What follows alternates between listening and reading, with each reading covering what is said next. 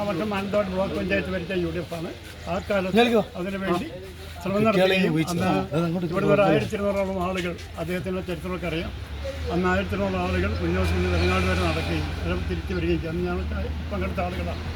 കഴിഞ്ഞതിന് മുമ്പിൽ വർഷം കുഞ്ഞോത്ത് വളരെ വിപുലമായിട്ടുള്ള ഒരു യോഗം അവിടെ കോൺഗ്രസിൻ്റെ UDF ലാബ് നടത്തുകയും ഈ വെലങ്ങാട് റോഡ് എങ്ങനെയും പൂർത്തിയാകണം എന്ന് ആഗ്രഹിച്ചുകൊണ്ട് ഒരുപാട് ആളുകൾ അതിൻ്റെ പുറകിൽ പ്രവർത്തിക്കുന്നുണ്ട്.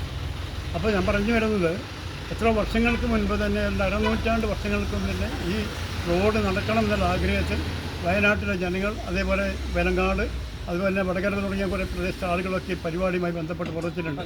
ഒരു കാലം സത്യൻ മൊകേരി, അതേപോലെ ഒന്ന് കുറ്റ്യാടി MLA എനിക്ക് തോന്നുന്നത് ഏക്കണാൻ ഉൾപ്പെടെ ഇവിടെ വരികയും കുഞ്ഞോ UP സ്കൂളിൽ വലിയ വിപുലമായിട്ടുള്ള പൊതുയോഗങ്ങൾ നടത്തുകയും അന്നും ഇതേപോലെ 1-2 പദയാത്രകൾ ആ വഴി നടത്തിയതാണ്. 1967 കാലഘട്ടത്തിൽ മാനന്തവാടി യൂത്ത് കോൺഗ്രസിൻ്റെ ആഭിമുഖ്യത്തിൽ അഡ്വക്കേറ്റ് വേണുഗോപാലിൻ്റെ നേതൃത്വത്തിൽ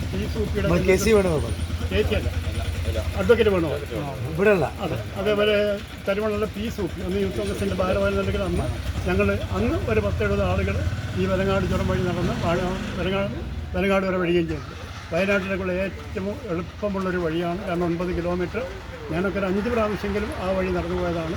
നമുക്കൊരു പരമാവധി 1 മണിക്കൂർ കൊണ്ട് നടന്നു പോയാൽ തന്നെ നമുക്ക് വെലങ്ങാട് എത്തിച്ചേരാൻ സാധിക്കുന്ന റോഡാണ്. അതുമാത്രമല്ല അതിനേക്കാൾ എത്രയോ പൂർവികമായിട്ട് എൻ്റെ അറിവ് ശരിയാണെങ്കിൽ ഞങ്ങൾ ആ പ്രദേശ ചരിത്രമൊക്കെ കുണ്ടിക്കരയുടെ ചരിത്രമൊക്കെ അന്വേഷിച്ച് പഠിച്ച ആളുകളാണ്.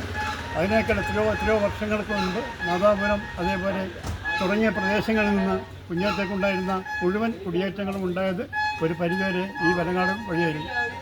എത്രയോ വർഷങ്ങൾക്ക് മുൻപ് ചരിത്രത്തിൽ ഞാനിപ്പോൾ പോകുന്നില്ല, അതൊക്കെ പിന്നീട് പറയാം.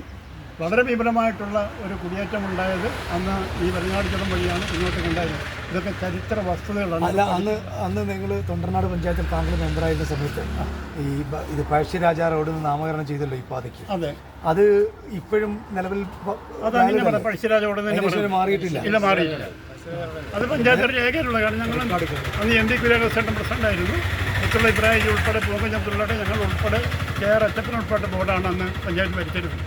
ആ തൊണ്ടനാട് പഞ്ചായത്ത് അങ്ങനെ ഒരു പേര് പുറത്ത് നമ്മൾ അവിടെ ഒന്നും പറയുന്നില്ല. നിങ്ങൾ അങ്ങോട്ട് അറിയില്ല. പക്ഷേ ഇവിടെ ഇപ്പോഴും നമ്മൾ ഈ ഭരണസമിതി വന്നപ്പോൾ പിന്നെ കേരള സംസ്ഥാന ഗവൺമെൻറ് പുതിയ ഗവൺമെൻറ് വന്നപ്പോൾ നമ്മൾ ഉഷാ വിജയൻ്റെ ഈ മണ്ഡലം MLA ഉഷാ വിജയൻ്റെ ഇതിൽ നമ്മൾ പഞ്ചായത്ത് ബോർഡ് ഞാനടക്കമുള്ള വികസനകാര്യ ചെയർമാനാണ് ഞാനടക്കം തൊണ്ടനാട് പിന്നെ പ്രസിഡന്റ് പ്രമോദ് മാസ്റ്റർ നേതൃത്വത്തിൽ നമ്മൾ അതിന് ബോർഡ് ഇപ്പം പ്രമേയം പാസ്സാക്കി നിവേദനം കൊടുത്തിട്ടുണ്ട്. MLA മുഖേന പിന്നെ പൊതുമരാമത്ത് മന്ത്രി പിന്നെ ഈ പാതയ്ക്ക് വേണ്ടി ഇപ്പോഴും കൊടുത്തിട്ടുണ്ട്. അപ്പോൾ ഇപ്പോഴും നിരന്തരമായിട്ട് ഈ പ്രദേശത്തുള്ള ജനങ്ങൾ ഈ റോഡ് വിലങ്ങാടുമായിട്ട് ഏറ്റവും കൂടുതൽ കോഴിക്കോട് ജില്ലയുമായി ബന്ധപ്പെട്ട ഒരു റോഡ് എന്നുള്ള നിലയിൽ ഇപ്പോഴും ഈ പ്രദേശത്തെ ജനങ്ങൾ ഏറ്റവും അവർ പ്രതീക്ഷിക്കുന്ന ഒരു സംരംഭം തന്നെയാണ് ഈ വിലങ്ങാട് പഴശ്ശിരാജ റോഡ്.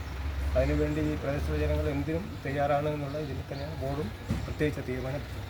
അതിൽ വളരെ സന്തോഷമുണ്ട് നിങ്ങൾ വന്ന് സമീപിച്ചതിൽ. പിന്നെ ഈ നാടിൻ്റെ ഒരു ചിരകാല അഭിലാഷം മാത്രമല്ല, ഏതാണ്ട് എത്രയോ നമ്മുടെ 500 വർഷം, ഒരു 300, 400, 500 വർഷങ്ങൾക്ക് മുൻപ് തന്നെ ഈ വെലങ്ങാട് വഴിയാണ് നാദാപുരത്തുള്ള കുടിയേറ്റ കുഞ്ഞാത്തുണ്ടായത്. പഴശ്ശി തമ്പുരാൻ്റെ കാലത്ത് പടയോട്ടമുണ്ടായ ഒരു വഴിയും കൂടിയാണ്. ഒരുപാട് ചരിത്രപരമായിട്ട് പ്രാധാന്യമുള്ള വഴി. ആകെയുള്ളൊരൊറ്റ പ്രശ്നം ഫോറസ്റ്റ് സെൻട്രൽ ഗവൺമെൻറ്റിലാണ്. അത് വിട്ടുകിട്ടുക എന്നുള്ളൊരൊറ്റ സാങ്കേതിക പ്രശ്നം മാത്രമേ അതിലുള്ളൂ മനസ്സിലാക്കി. ഒരിക്കലും ഞങ്ങൾ ആ റോഡിന് ആവശ്യമായ സ്ഥലം നമ്മൾ പുറലോത്ത് ആ നെല്ലേരി ഭാഗം ഉണ്ടല്ലോ, അവിടെ അതിന് സമാനമായിട്ടുള്ള 10 ഏക്കർ സ്ഥലം അവിടെ നെല്ലേരി കൊടുക്കാൻ വേണ്ടി തീരുമാനിച്ചായിരുന്നു. പക്ഷേ അതിൻ്റെ ഫോളോ അപ്പ് പിന്നീട് കാര്യമായിട്ടുണ്ടായില്ല. ഈ മുല്ലപ്പള്ളി രാമചന്ദ്രൻ മന്ത്രി MP ആയ സമയത്തും കേന്ദ്രമന്ത്രി ആയപ്പോഴും ഈ റോഡിന് വേണ്ടി കുറേ ശ്രമം അദ്ദേഹം നടത്തിയിരുന്നു. പക്ഷെ ഒന്നും ഫലപ്രദമായിട്ടില്ല.